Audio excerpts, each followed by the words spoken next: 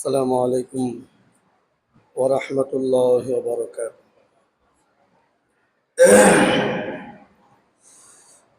إن الحمد لله نحمده ونستعينه ونستغفره ونؤمن به ونتوكل عليه ونعوذ بالله من شرور أنفسنا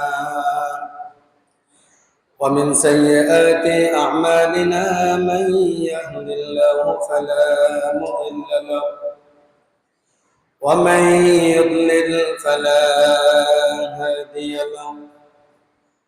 نشهد أن لا إله إلا الله وحده لا شريك له، ونشهد أن سيدنا وسندنا وحبيبنا ومولانا محمدا عبده ورسوله، أرسله بالحق بشيرا ونذيرا وداعيا إلى الله بإذنه وسراجا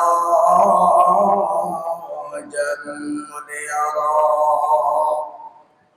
فقد قال الله تعالى في شان حبيبه مخبرا وآمرا: أعوذ بالله من الشيطان الرجيم. بسم الله الرحمن الرحيم. إن الله وملائكته يصلون على النبي يا أيها الذين آمنوا صلوا عليه وسلموا تسليما. صلى الله على سيدنا محمد وآله وأصحابه وسلم. صلى الله على سيدنا محمد وآله وأصحابه. اللهم صل على سيدنا مولانا محمد وعلى آل سيدنا مولانا. जो मागर के काबा बनाया देहर गुर के मदीना जैना मासे বসে বসে দেখব সোনার মদিনা। আল্লাহুম্মা সাল্লি আলা সাইয়্যিদিনা মাওলানা মুহাম্মদ ওয়া আলা আলি সাইয়্যিদিনা। আরশের নিচে সিজদায় পড়ে কান্দেন নবী সারে সার। ওগো আল্লাহ মাফ করে দাও উম্মত আমার গুনাহগার। আল্লাহুম্মা সাল্লি আলা سيدنا مولانا محمد وعلى آل سيدنا. صلاة يا رسول الله عليكم صلاة क्या शुक्र जल जनादा जिस वक्त हमें दातन ते दूध सपाला सदतना रसूल अल्लाह अलैकुम पाकीज़ा तरज़ अर्श समा जन्नत फिरदौस पाकीज़ा तरज़ अर्श समा जन्नत फिरदौस सलाम कहे खाक रसूल अरबी है सदतनिया रसूल अल्लाह अलैकुम बिस्मिल्लाहिर रहमानिर रहीम मुहम्मदुर रसूलुल्लाह वल्लज़ीना मअहु अशिद्दाउ अलल कुफ्फार रुहमाउ बैनहुम तराहुम रुक्कअन सुज्जदा يبتغون فضلا من الله ورضوانا سيماهم في وجوههم من أثر السجود ذلك مثلهم في التوراة ومثلهم في الإنجيل وقال رسول الله صلى الله عليه وسلم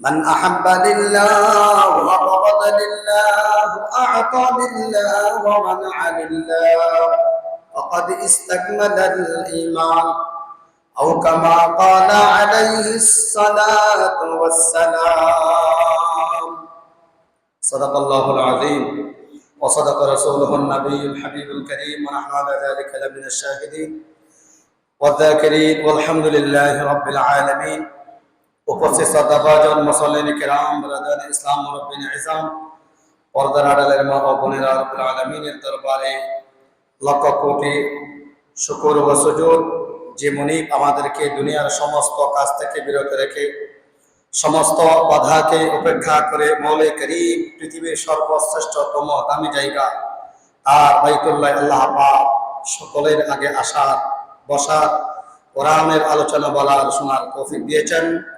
আসুন আমরা উচ্চ আওয়াজে কালিমাতুশ শুকর পাঠ করি, সকলে বলি আলহামদুলিল্লাহ। লক্ষ কোটি দরুদ ও সালাম বশকসি দো জাহানের সরদার মদিনা কা তাজদার রাহমাতুল আলাম নূর মুজাসসাম সাইয়্যিদুল মুরসালিন ইমামুন নবিয়্যিন রাহমাতুল লিল আলামিন প্রিয় নবী মুহাম্মদুর রাসূলুল্লাহ সাল্লাল্লাহু আলাইহি সাল্লাম। আজকে একটি অত্যন্ত গুরুত্বপূর্ণ বিষয় নিয়ে আলোচনা করব, আল্লাহ যদি তৌফিক দান করেন। সেটি হচ্ছে আমরা দেখতে পাই সমাজে ভালো সঙ্গে সৎসঙ্গে স্বর্গে বাস, অসৎ সঙ্গে সর্বনাশ। অর্থাৎ নিজের সন্তানকে আমরা অনেক সময় বলি তুমি ভালো ছেলেদের সাথে চলাফেরা করবা, খারাপ ছেলেদের সঙ্গ ত্যাগ করবা, কারণ তোমার চরিত্র যেন তাকে ভালো থাকে। তো এটা আমরা অনেক সময় বলি আমরা অমুক আলেম বা অমুক পীর মাশায়েখের সোহবতে আমি আছি। সোহবত মানে সঙ্গ নেওয়া। দুনিয়ার সবচেয়ে উত্তম শ্রেষ্ঠ সোহবত হলো রাসূল পাক সাল্লাল্লাহু আলাইহি ওয়াসাল্লাম। এই সোহবত থেকে সাহাবা যারা নবীর সোহবত গ্রহণ করেছেন তারাই হচ্ছে সাহাবা। রাসূল পাক সাল্লাল্লাহু আলাইহি ওয়াসাল্লামকে ঈমানের সহিত দেখেছেন, ঈমান এনেছেন, ঈমানের সহিত মৃত্যুবরণ করছেন, তাদের নামই হলো সাহাবা। দুনিয়ার মধ্যে সর্বশ্রেষ্ঠ উম্মত, সর্বশ্রেষ্ঠ জাতি হচ্ছে এই উম্মত। এই উম্মতের মধ্যে সর্বশ্রেষ্ঠ জামাত হচ্ছে সাহাবাদের জামাত, কারণ তাদের সুহবত হচ্ছে রাসূল পাক সাল্লাল্লাহু আলাইহি ওয়াসাল্লাম।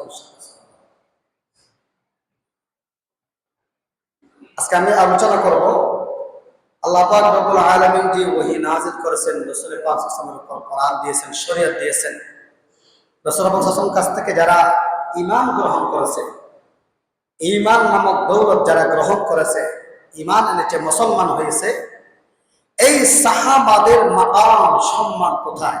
তাদের কি মাকাম আল্লাহ পাক তাদেরকে দিয়েছেন?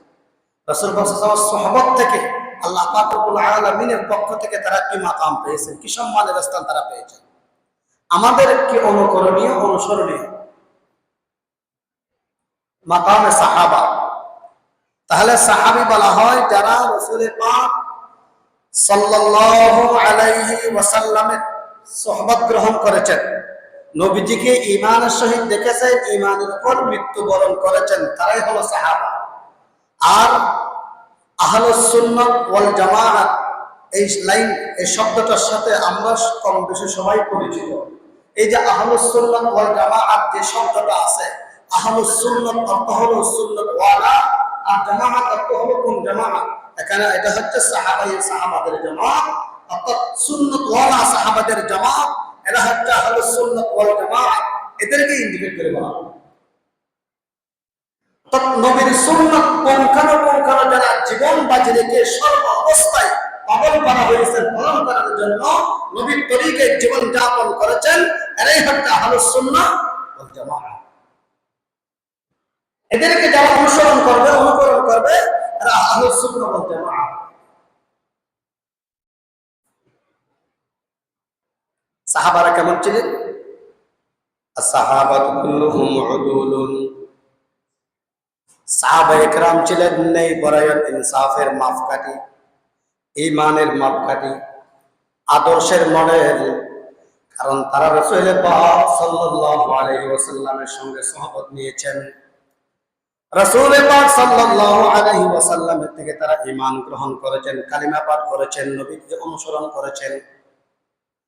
দুনিয়ার সব কিছুকে তারা তুচ্ছ তাচ্ছিল্য করে তারা নবীর সাথে সময় দিয়েছেন, নবীর ভালোবাসাটাকে প্রাধান্য দিয়েছেন, ঈমানের উপর অটল থেকেছেন, জীবন বাজি রেখে নবীর সুন্নতের উপর আমল করেছেন। এই জন্য তারা সত্যের মাপকাঠি। সুবহানাল্লাহ, সত্যের মাপকাঠি। এই জন্য আল্লাহ পাক কোরআনে বলছেন, সূরাতুল বাকারা, ওয়া ইযা কিলা লাহুম আমিনু কামা আমানান নাস, এদেরকে বলা হলো তোমরা ঈমান আনো মানুষের নেই। তাফসীরের মধ্যে আছে, ইমাম ফখরুদ্দিন রাজি রাহমাতুল্লাহি আলাইহি বলেছেন, আমানান নাস, নাস বলতে এখানে মানুষ বলতে বোঝানো হয়েছে সাহাবায়ে কেরাম। তোমরা সাহাবায়ে কেরামদের মতো ঈমান আনো, তাদের মতো ঈমান আনো, তাদের ঈমানটা আল্লাহ তাআলার কাছে অত্যন্ত দামি ঈমান, তাদের মতো ঈমান আনো। আল্লাহ পাক অন্য জায়গায় বলেন, ফাইন আমানু বিমিসলি মা আমানতুম বিহি ফাকাদ ইহতাদাউ, যদি তারা ঈমান আনে, আমানতুম বিমিসলি মা আমানতুম বিহি, তোমাদের মতো বলতে সাহাবায়ে জামাত তাদের মতো যদি ঈমান আনে, ফাকাদ ইহতাদাউ, তারা হিদায়াত পেয়ে যাবে। দেখেন এদের ঈমানকে আল্লাহ তাআলা সার্টিফাই করতেছেন, সাহাবায়ে কেরামদের ঈমানকে।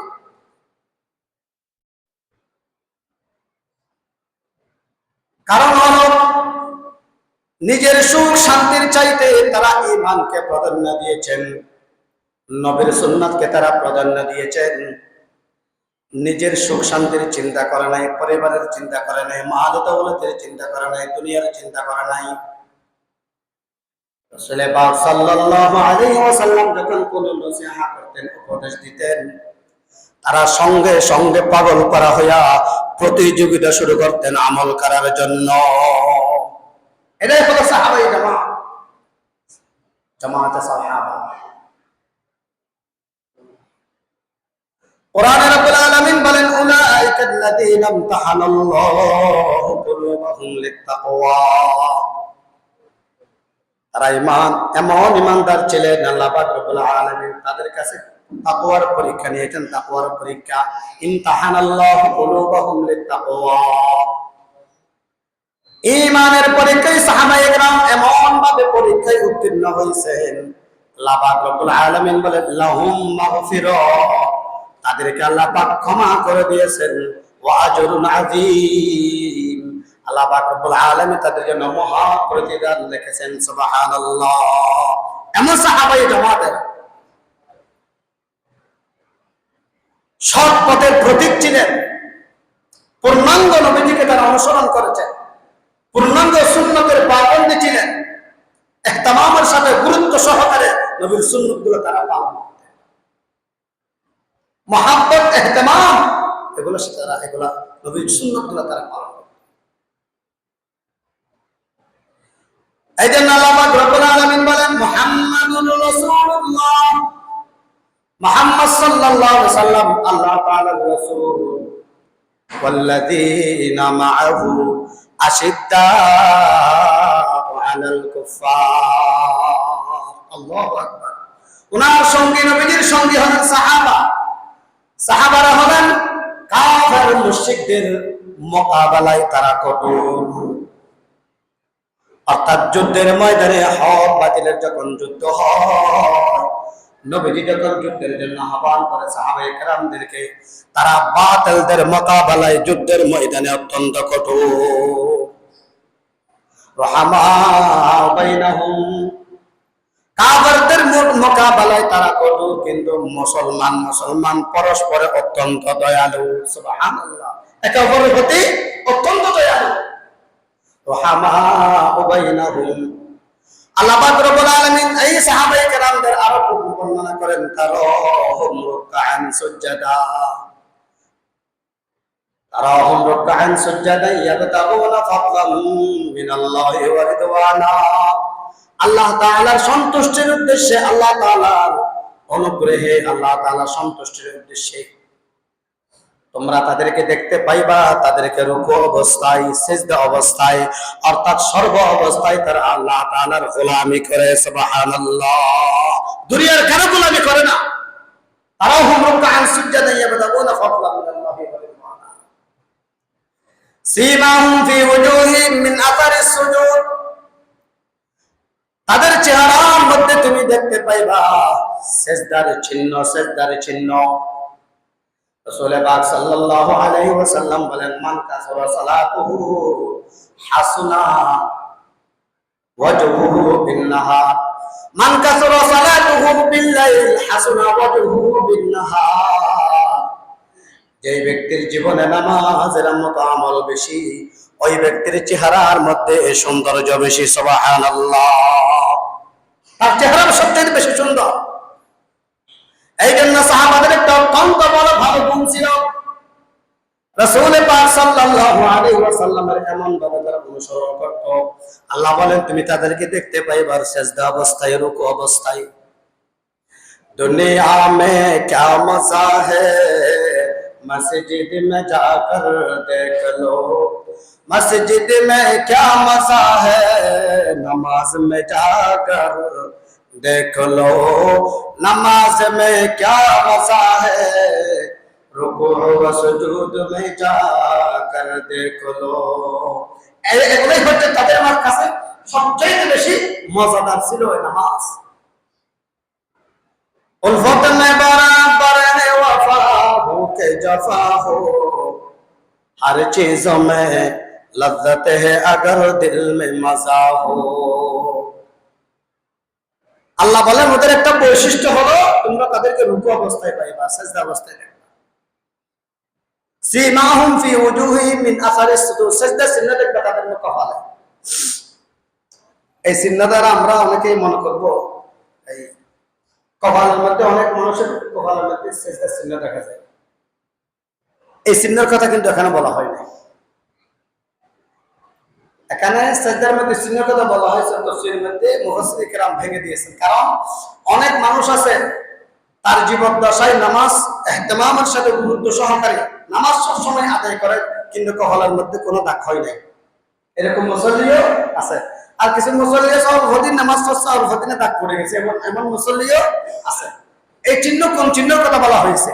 রাসূল সাল্লাল্লাহু আলাইহি ওয়াসাল্লাম বলেন এই চিহ্নটা দেখা যাওয়ার চিহ্ন নয়, ইমানের চশমা লাগিয়ে যখন দেখা হবে, আধ্যাত্মিক জগতের চশমা লাগিয়ে যখন দেখা হবে, তার চেহারার মধ্যে একটা ইমানের নূরের ঝলক মারে। এটা হচ্ছে ইমানের সৌন্দর্য। সুবহানাল্লাহ, মুমিনের সৌন্দর্য এটা।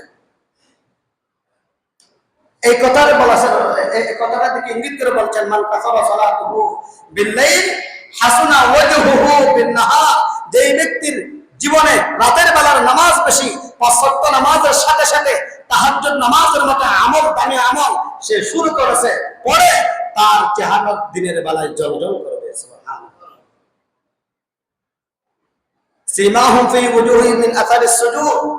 এই সাহাবায়ে জামাতের কথা আল্লাহ পাক শুধু কোরআনে নয়, তাওরাত ইনজিলেও বলেছেন।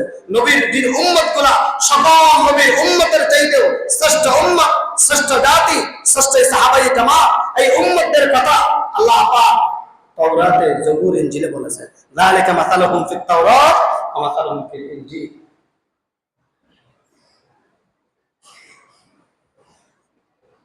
এদের কলমের মধ্যে আল্লাহ পাক ঈমানের ভালোবাসা ঢেলে দিয়েছে।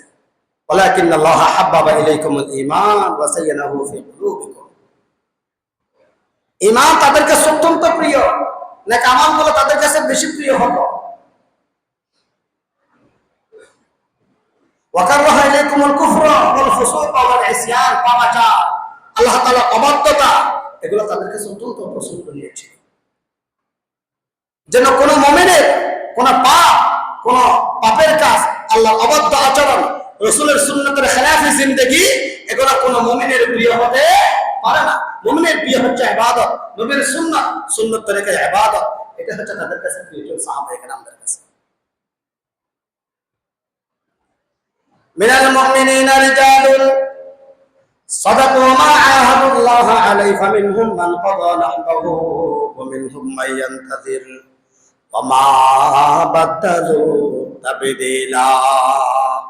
উহুদ যুদ্ধের ময়দানে রাসূল পাক সাল্লাল্লাহু আলাইহি ওয়াসাল্লামের সঙ্গে যারা যুদ্ধে শহীদ হয়েছেন, এই যুদ্ধের, উহুদের যুদ্ধের সম্পর্কে একটা নাযিল হয়েছিল, মিনাল মুমিনিনা রিজালুন সাদাকু মা আহাদুল্লাহ আলাইহি। আল্লাহ তাআলার সঙ্গে মুমিনদের একদল পুরুষ ওয়াদা পরিপূর্ণ করেছেন। তারা তামান্না করেছিলেন, আল্লাহুম্মা রযুকনা শাহাদাতান ফি সাবিলিক। আয় আল্লাহ, জিহাদের জন্য শাহাদাতের পেয়ালা তুমি আমাকে দান করিও। যুদ্ধের ময়দানে হযরত আনাস বিন রাজি রাদিয়াল্লাহু তাআলা আনহু, তিনি তার সঙ্গীকে বলেছিলেন, ও রাসূলুল্লাহর সাহাবী, আমার সাথী ভাই, আমি তো উহুদের প্রান্তরে, উহুদের এই ময়দান থেকে আল্লাহর জান্নাতের সুঘ্রাণ পাচ্ছি। সুবহানাল্লাহ। যারা শহীদ হয়েছেন, রিজালুন সাদাকু মা আহাদুল্লাহ আলাইহি, তারা ওয়াদা করেছিলেন আল্লাহর কাছে, আল্লাহ আমি যেন শহীদ হই।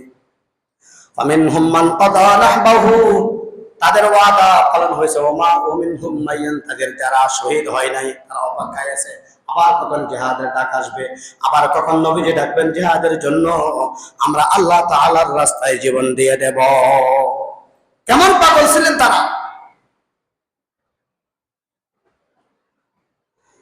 कर सके कौन बया शान रसूल अरबी, कर सके कौन बया शान रसूल अरबी, बतरज वहम बमा शान रसूल अरबी।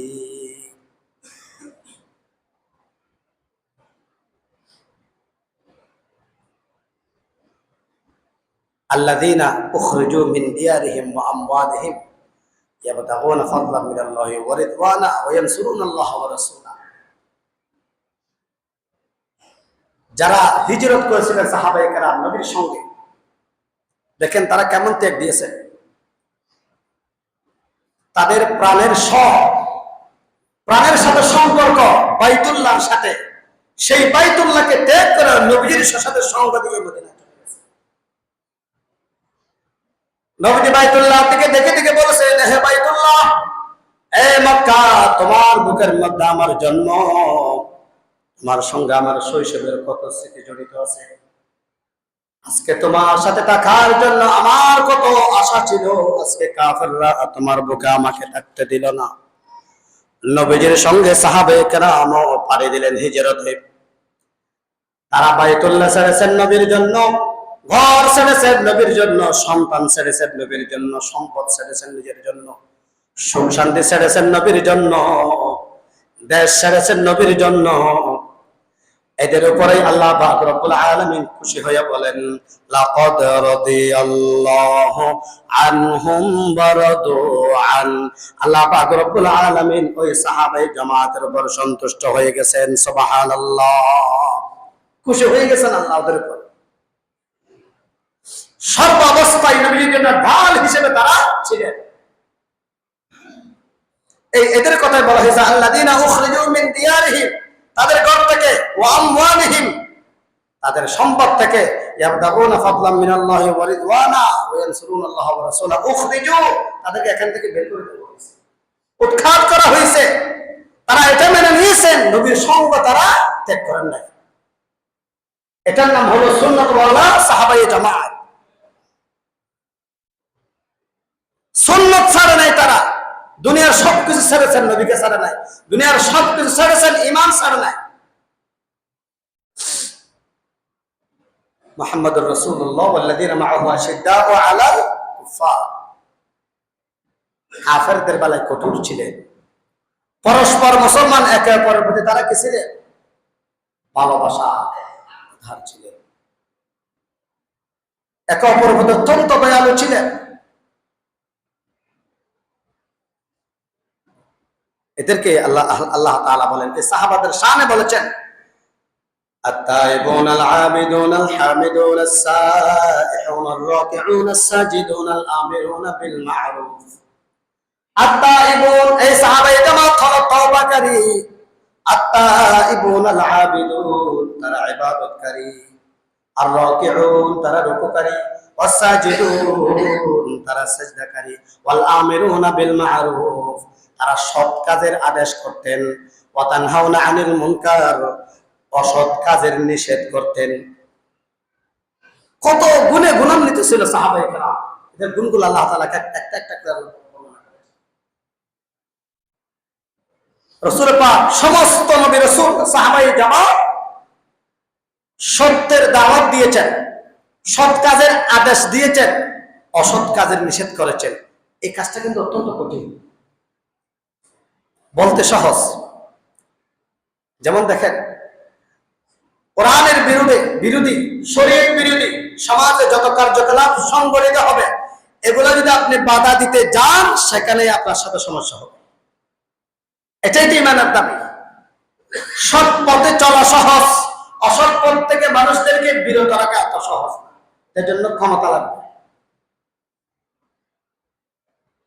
মানুষ বলে ওই অসৎ মানুষের কারণে, খারাপ মানুষের কারণে সমাজ নষ্ট হয়।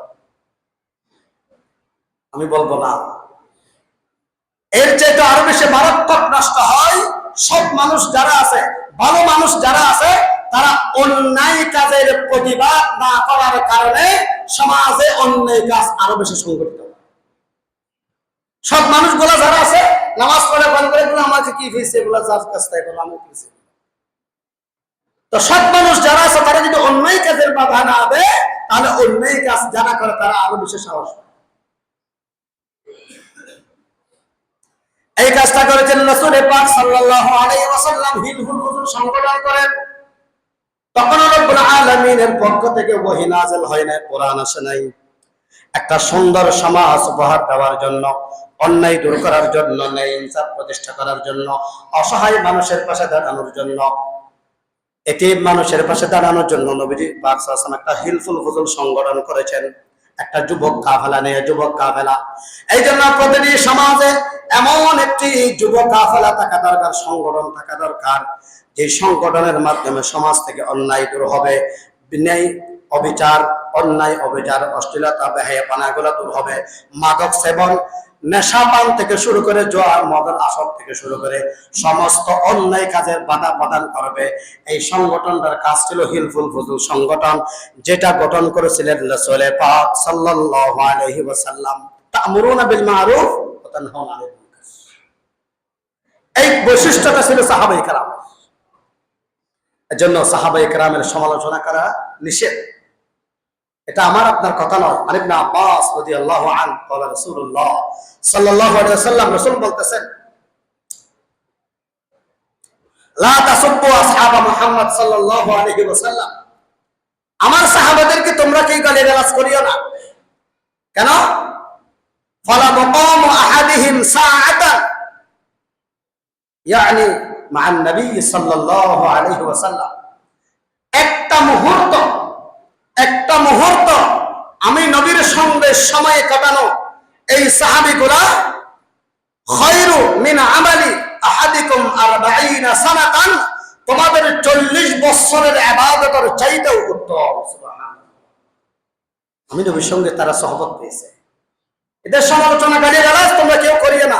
যদি কেউ করো, রাসূল বলেন, তাদের সঙ্গে বিবাহ বিচ্ছেদ তোমরা করবে না, বিবাহ দিবে না, তাদের কোনো মেয়ে ছেলের সঙ্গে তোমরা বিবাহ সম্পর্ক করবে না, তাদের পিছনে নামাজ পড়বে না, তাদের উপর আল্লাহ তাআলা লানত। রাসূল বলেন,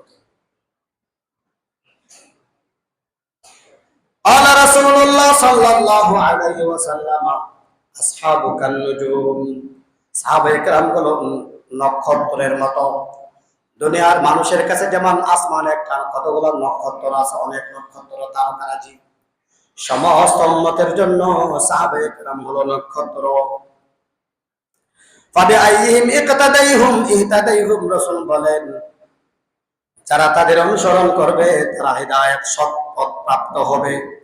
অন্য হাদিসে বলেন, ক্বালা রাসূলুল্লাহ সাল্লাল্লাহু আলাইহি ওয়াসাল্লাম, আল্লাহ আল্লাহ ফি আসহাবি লা তাত্তাখিযুহুম ফারদান মিন বাদি, তোমরা আল্লাহকে ভয় করো সাহাবায়ে কেরামদের বেলায়।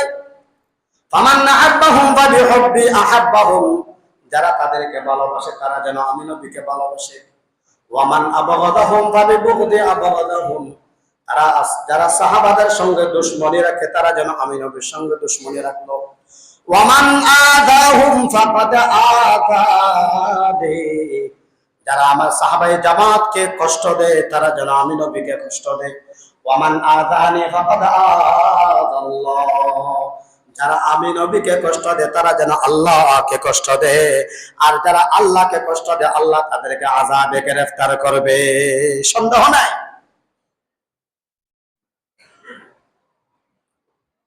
এজন্য তারা সব কিছু ছেড়েছেন, নবী ছাড়েন নাই। সব কিছু ছেড়েছেন, নবী ছাড়েন নাই। সবকিছু ত্যাগ দিয়েছেন, নবীর সঙ্গ তারা ছাড়েন নাই। এটাই হলো সাহাবায়ে জামাত। কানু আফদাল হাদিহিল উম্মাহ, এই উম্মাহ জাতির, এই উম্মতের শ্রেষ্ঠ জামাত হলো, শ্রেষ্ঠ জাতি হলো সাহাবায়ে জামাত। এরা হলো আহলুস সুন্নাহ ওয়াল জামাআহ, সুন্নাত ওয়াল জামাআত, এই সাহাবায়ে কেরাম। এদেরকে যারা অনুসরণ করবে তারা আহলুস সুন্নাহ ওয়াল জামাআর অনুসারী হবে। তারা সত্যবাদী, তারা ইনসাফ নেই পরায়ণকারী। এবার মানুষ বলবো, হুজুর এরা গুনাহ করে নাই? নবী না মাসুম, সাহাবা তো মাসুম না। নবী না মাসুম, সমস্ত আম্বিয়া, আল আম্বিয়া ও মাসুম, আর সাহাবায়ে কেরাম হচ্ছে মাহফুজ। অর্থাৎ এদের কারো কাজ অনেক সময় গুনাহ হয়েছে বটে, তারা এমন ভাবে কান্নাকাটি করেছেন আল্লাহ তাআলার দরবারে, আল্লাহ তাআলা তাদের গুনাহগুলো ক্ষমা করে দিয়েছেন। গুনাহগুলো ক্ষমা করে দিয়ে আল্লাহ বলতেছেন, লাকাদ রাদিয়াল্লাহু আনহুম, আল্লাহ তাদের উপর সন্তুষ্ট, ওয়া রাদু আন, তারাও আল্লাহর উপর সন্তুষ্ট। একটা উদাহরণ দিয়ে আমার আলোচনা আজকে আমরা শেষ করে দেব। উদাহরণের পূর্বে আল্লাহ রাসূল এই যে একটা সাহাবীদের একটা হাদিস বলেছেন, আশারে মুবাশশারা, আবু বকর ফিল জান্নাহ, ওমর ফিল জান্নাহ, উসমান ফিল জান্নাহ, আলী ফিল জান্নাহ, ওয়া তালহা ফিল জান্নাহ, ওয়া যুবাইর ফিল জান্নাহ, ওয়া আব্দুর রহমান বিন আউফ ফিল জান্নাহ, ওয়া সাঈদ ইবনে আবি ওয়াক্কাস ফিল জান্নাহ, ওয়া সাদ ইবনে যুবাইর ফিল জান্নাহ, ওয়া আবু উবাইদা ইবনুল জাররাহ ফিল জান্নাহ। হুজুর 10 জন সাহাবীর কথা রাসূল বলেছেন। অন্যান্য সাহাবীদের যে তারা কি জাহান্নামী? রাসূল যে 10 জনের কথা বলেছেন, সমস্ত সাহাবী জান্নাতি। তাদের মধ্যে রাসূল এই 10 জনের কথা কেন বলেছেন? কারণ যাদের উপর আল্লাহ সন্তুষ্ট, হৃদয়, এই যে আল্লাহ তাআলা রাজি হয়েছেন হৃদয়, এই হৃদয় শব্দটার তাফসীরের মধ্যে ব্যাখ্যা এসেছে, আল্লাহ ওই সমস্ত বান্দাদের উপর হৃদয় শব্দটা ব্যবহার করেন, সন্তুষ্ট হয়েছেন ব্যবহার করেন, যে সমস্ত বান্দা কখনো বেঈমান হয়ে মারা যাবে না, ঈমান নিয়ে মারা যাবে, ওই সমস্ত বান্দাদের উপর আল্লাহ হৃদয় শব্দটা ব্যবহার করেছেন। সুবহানাল্লাহ। তারা সমস্ত সাহাবী জান্নাতি। এই 10 জন কথা কেন রাসূল আলাদা বলেছেন? উদাহরণস্বরূপ একটা স্কুলে বা ইউনিভার্সিটিতে 100 জন ছাত্র সবাই পাস করেছে, কিন্তু গোল্ডেন এ প্লাস সবাই পায়নি। 10 জন মনে করেন গোল্ডেন এ প্লাস পেয়েছে, তাদের নামটা পেপার হেডলাইনে চলে আসছে, গোল্ডেন এ প্লাস প্রাপ্ত 10 জন। তার মানে বাকিরা ফেল করছে এমন না, সবাই পাস করছে। 100 জনে 100 জন কি করছে? পাস করছে, কিন্তু 10 জন সুসংবাদ প্রাপ্ত গোল্ডেন এ প্লাস পেয়েছে। তারা স্কলারশিপ পেয়েছে। ঠিক সাহাবাদের বেলায় একই, সবাই জান্নাতি, কিন্তু 10 জন স্কলারশিপ পেয়েছে। সুবহানাল্লাহ। সাহাবাদের সমালোচনা করা যাবে না। দেখেন, একজন সাহাবী সালাবা ইবনে আব্দুর রহমান, আরেকজন উনি হচ্ছেন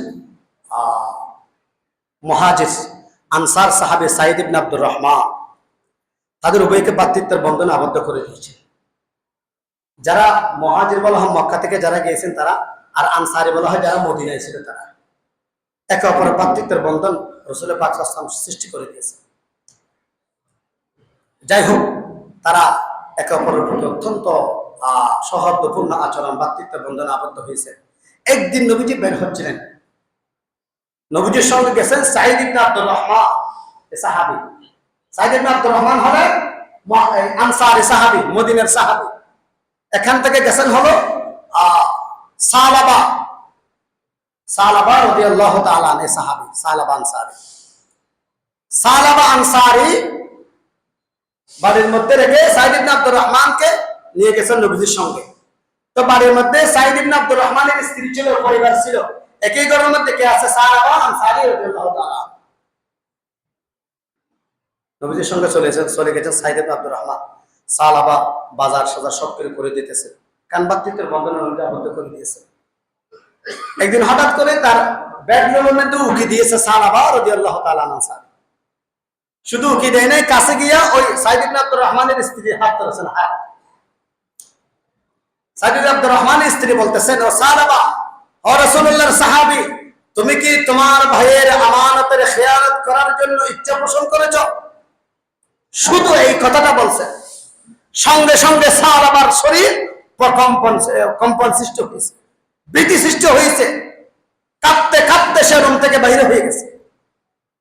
শুধু বাহির হয় নাই, সে এখান থেকে বাহির হইয়া জঙ্গলে চলে গেছে। আল্লাহ তাআলার কাছে কান্নাকাটি করতেছে। তার মন শান্তি হয় না। সে আবু বকরের কাছে যায়, আমার কোনো ক্ষমার জন্য রাস্তা খোলা আছে না। আবু বকর বলেন, যাও তো, ফিরে চলে যাও, তোমার জন্য কোনো ক্ষমার রাস্তা নাই। ওমর রাদিয়াল্লাহু তাআলা আনহুর কাছে যায়, ওমর রাদিয়াল্লাহু তাআলা আনহু বের করে দিয়েছেন। আর রাসূল পাক সাল্লাল্লাহু আলাইহি ওয়াসাল্লাম যুদ্ধের ময়দান থেকে ফিরে এসেছেন সাঈদ ইবনে আব্দুর রহমানকে নিয়ে। আরো সাহাবারা ছিল। সমস্ত গাজী সাহাবাদেরকে অভ্যর্থনা জানানোর জন্য সাহাবায়ে কেরাম মদিনার মধ্যে জড়ো হয়েছেন। রাসূল পাক সাল্লাল্লাহু আলাইহি ওয়াসাল্লামের সঙ্গে যারা সাহাবা ছিলেন, গাজী সাহাবাদেরকে সংবর্ধনা জানিয়েছেন। নবীজি সবাইকে দেখে, কিন্তু সালাবা আনসারীকে দেখা যায় না। নবীজি বলেন, সালাবা আনসারী কোথায়? আমাকে আমার কাছে নিয়ে আসো। সবাই খুঁজতে লাগলো, সালাবা আনসারী মদিনার মধ্যে নাই। নবীজি যখন ঘোষণা করলেন সালাবা আনসারীকে ডাকার জন্য গেলেন, সালাবা আনসারীকে দেখে গভীর রাতে সালাবা আনসারী কান্না করতেছেন, আল্লাহ, তোমার এই গোলাম অপরাধ করেছে, গুনাহ করেছে, নফসের উপর জুলুম করেছে, আল্লাহ তুমি আমাকে ক্ষমা করে দাও। এখান থেকে ওই সাহাবী গিয়ে তাকে ডাক দিলে, তোমাকে নবী ডাকতেছেন, আসো। তার শরীরে আরো কম্পন সৃষ্টি হয়ে গেছে। কিভাবে নবীকে চেহারা দেখাবে? যেই ভাইয়ের সঙ্গে ভ্রাতৃত্বের বন্ধনে আবদ্ধ করে দিয়েছেন, ওই ভাইয়ের স্ত্রীর সঙ্গে এমন আচরণ আমি কেমনে করলাম? আমি ভাইয়ের সামনে কেমনে চেহারা দেখাবো? নবীর সামনে আমি কেমনে দাঁড়াবো? সালাবা আনসারী রাদিয়াল্লাহু তাআলা নবীর সামনে আসলেন। নবীজিকে বলতে লাগলেন, ইয়া রাসূলুল্লাহ, ইয়া হাবিবাল্লাহ, আপনি আমাকে পবিত্র করে দেন, আমি বড় অপরাধ করেছি, আমি জুলুম করেছি ইয়া রাসূলুল্লাহ। তখন নবীজি বললেন, ও সালাবা, তোমাকে আমি বাত্তিতে বন্ধনাবদ্ধ করে দিলাম, তুমি ঘর ছেড়েছো, বাড়ি ছেড়েছো, সম্পদ ছেড়েছো, বাইতুল্লাহ ছেড়েছো আমি নবীর জন্য। তুমি আজকে সেই কাজটা কেমনে কেমনে করলাম? চলে যাও, চলে যাও, চলে যাও, আমি নবীর দরবার থেকে চলে যাও, তুমি আমার সামনে আর থাকিও না। সাহাবা নবীর দরবার থেকে যখন বের হলেন, সাহাবার সন্তান, একটা কন্যা সন্তান ছিল। সে বলে, বাবা, তোমাকে যেহেতু আবু বকর বের করে দিয়েছে, ওমর বের করে দিয়েছে, শেষে তোমাকে নবীও বের করে দিয়েছে, যতক্ষণ পর্যন্ত তোমার উপর তারা রাজি হবে না, ততক্ষণ পর্যন্ত আমি তোমাকে বাবা বলে ডাকবো না। তোমার সাথে আমার সম্পর্ক শেষ, ওনারা যদি রাজি হয় আমি তোমাকে বাবা হিসেবে বেড়ে যাবো। সাহাবা চলে যায়, আবার জঙ্গলের মধ্যে চলে যায়, এই পাহাড় থেকে ওই পাহাড়ে যায়, আল্লাহ তাআলার কাছে কান্দে, রব্বানা ইয়া রব্বানা ইয়া রব্বানা করলে তো মকবুল এ দুআ, গুনাহি কে কিসি দি ডুবা দে খুদায়া, গুনাহি কে কিসি দি ডুবা দে খুদায়া, कि दरियाए रहमत बहा दे खुदाया। आय अल्लाह, তোমার রাসূলুল্লাহ সাহাবীরা আমাকে বের করে দিয়েছে, তোমার হাবিব বের করে দিয়েছে, আমি কোথায় যাব? আল্লাহ, দুনিয়ার সমস্ত দরওয়াজা যদি বন্ধ হয়, তোমার রহমতের দরওয়াজা তো কখনো বন্ধ হয় না। আল্লাহ, আমি সালাবাদ দিনের পর দিন, সপ্তাহের পর সপ্তাহ, মাসের পর মাস এই এতভাবে আমি কাঁদতেছি, আল্লাহ তুমি, তোমার কি একটু দয়া হয় না? তোমার রহমতের দপ্তরে কি একটু দয়া হয় না? আমাকে তুমি ক্ষমা করে দাও। কান্না করতে করতে করতে একবার চিন্তা করুন, যে সাহাবা একটু অপরের স্ত্রীর হাত ধরেছে, যদি এত কান্না করে, আমাদের জীবনের কত পাপ, আমাদের জীবনের কত গুনাহ, আমরা কয়টা মিনিট, কয়টা দিন, কয়টা ঘন্টা আল্লাহর দরবারে কান্না করেছি। এতগুলা গুনাহ করার পরও আমাদের মুখের মধ্যে হাসি, এতগুলা গুনাহ করার পরও আমাদের কোনো অনুশোচনা নাই, অনুভূতি নাই, আমাদের কোনো লজ্জাবোধ নাই আল্লাহ তাআলার কাছে। তবু আমরা দুনিয়া নিয়ে এত ব্যস্ত, আমরা যেন মনে হয় জান্নাতের সুসংবাদ পেয়ে গেছি। আর রাসূলুল্লাহর সাহাবী জিনা করে নাই, ব্যভিচার করে নাই, শুধু স্ত্রীর হাত ধরেছে। এই জন্য মাসের পর মাস কান্না করতে করতে তিনি রাতের বেলায় অনেক সময় বেহুশ হয়ে যায়। আল্লাহ পাক রব্বুল আলামিন এবার আয়াত নাযিল করেন, ওয়াল্লাযীনা ইযা ফাআলু ফাহিশাতান আও যালামু আনফুসাহুম যাকারুল্লাহ ফাস্তাগফারু লিযুনুবিহিম ওয়া মান ইয়াগফিরুয যুনুবা ইল্লাল্লাহ। আল্লাহ রাসূলের কাছে আয়াত নাযিল করছেন, সার্বভৌম হলো, ইয়া রাসূলুল্লাহ, এই বান্দাগুলোকে কে সৃষ্টি করেছে? নবীজি বলতেছেন, নিশ্চয় আল্লাহ। তাহলে আল্লাহ তাআলা ঘোষণা করেছেন, আল্লাহ তাআলা ওই বান্দাকে ক্ষমা করে দিয়েছেন। সুবহানাল্লাহ। রাসূলুল্লাহ বলেন, আমার সাহাবী তোমরা কারা, আসো আসো, আমার সাহাবাকে নিয়ে আসো আমার কাছে।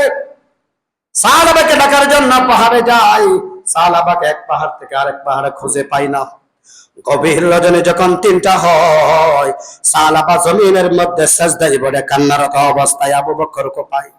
আবু বকর বলেন, ও সাহাবা, মাথা উঠাও, মাথা উঠাও, তুমি সুসংবাদ গ্রহণ করো, আল্লাহ তাআলা তোমাকে ক্ষমা করে দিয়েছেন, তোমাকে নবীজি রাখে। আসো আসো, তোমার নবীজিকে কি অবস্থায় দেখেছো আমাকে বলো, তুমি যে অবস্থায় দেখতে চাও ওই অবস্থায় নবীজি আছে, আসো। সাহাবা আবু বকরের সঙ্গে আসে, তখন মদিনার মধ্যে ফজরের আযান হয়ে যায়। ফজরের আযান হয়ে যায়, এরপরে যখন জামাত শুরু হয়ে যায়, দ্বিতীয় জামাতের মধ্যে দ্বিতীয় রাকাত নবীজি পড়েন, আল্লাহুম্মা তাকাসুর হাত্তা যুরতুমুল মাকাবির। এই আয়াত শোনার সঙ্গে সঙ্গে সাহাবা একটা চিৎকার দিয়ে ওঠে। দ্বিতীয় চিৎকারের মধ্যে সাহাবা মসজিদে নববীর মধ্যে পড়ে যায়। নামাজ শেষে দেখেন সাহাবা মসজিদে নববীর মধ্যে পড়ে আছে। সাহাবায়ে কেরামরা আসে, নবীজি বলে, একটু পানি দাও, পানি খাওয়াও। সাহাবায়ে কেরামরা পাশে আসে, দেখে, ইয়া রাসূলুল্লাহ, ইয়া হাবিবাল্লাহ, সাহাবা এই দুনিয়ার মধ্যে আর নাই, সাহাবা চলে গেছে। আল্লাহ রাসূল বলেন, ও মা সাহাবারা, তোমরা শোনো, আমার সাহাবা যে তওবা করেছে, আমার সাহাবার উপর আল্লাহ তাআলা খুশি হয়ে গেছেন। এই তওবা হলো দুনিয়ার মানুষের জন্য মডেল হয়ে থাকবে, আদর্শ হয়ে থাকবে। সুবহানাল্লাহ। তার জানাজায় গেছে, জানাজায় যখন গেছে, রাসূল পায়ের গোড়ালে এটা মাটিতে লাগাই না, আঙ্গুলের উপর ভর করে করে যাচ্ছে। অসংখ্য সাহাবে একরাম জানাজা শরীক হয়েছে। যখন দাফন শেষে ওমর বলতেছেন, ইয়া রাসূলুল্লাহ, আপনি জানাজার মধ্যে যে এখানে আঙ্গুলের উপর ভর করে করে হাঁটতেছিলেন আমি দেখছিলাম, তো পায়ের গোড়ালে লাগান নাই, কারণ কি? তখন নবীজি বলেন, সাহাবার জানাজায় আসমান থেকে অসংখ্য এত ফেরেশতা নাজিল হয়েছে, আমি নবীজি পা রাখার পর্যন্ত জায়গা পাই নাই। সুবহানাল্লাহ। তাওবার দাম আছে। এজন্য